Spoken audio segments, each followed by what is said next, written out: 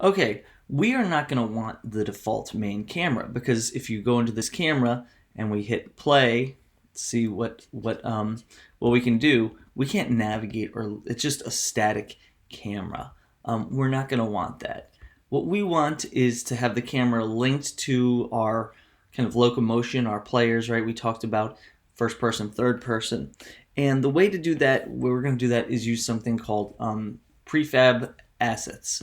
And so in the asset store, we're going to need to go to.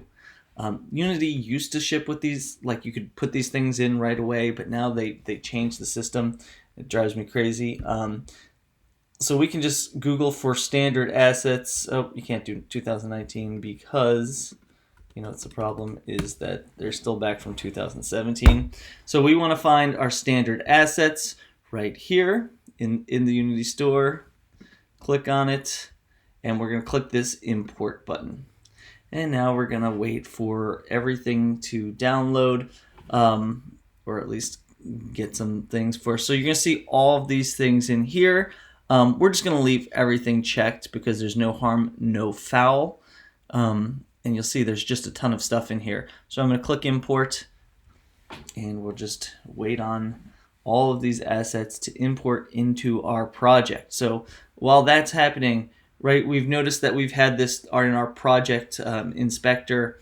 We really only have had one folder called scenes, and in it our very first scene labeled sample scene, which we could change the name of if we wanted to. We can make new scenes. For now, we'll only be working with one scene, so we don't really need to think about much. But we'll just have to wait, and maybe I can cut this part out of the video. Okay, so once your standard assets have imported, when you look down in your project inspector here, you'll see that we've got a couple new folders. And we want to go into standard assets, and what we want to do is replace this static camera with something known as a prefab. And a prefab is this kind of multi-layer scripted object that we can use that someone else has built. That's why we call them prefab. They're prefabricated.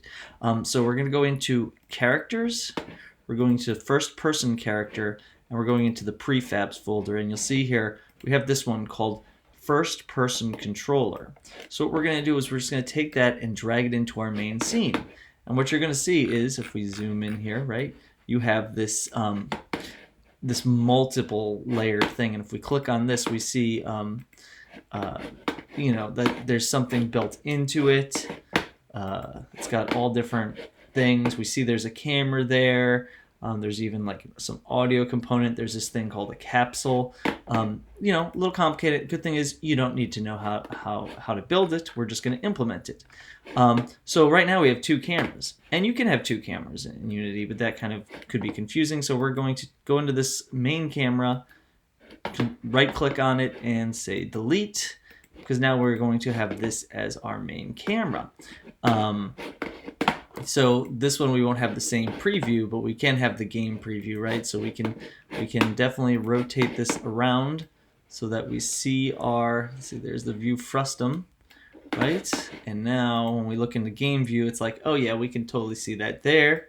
So what happens when I hit play?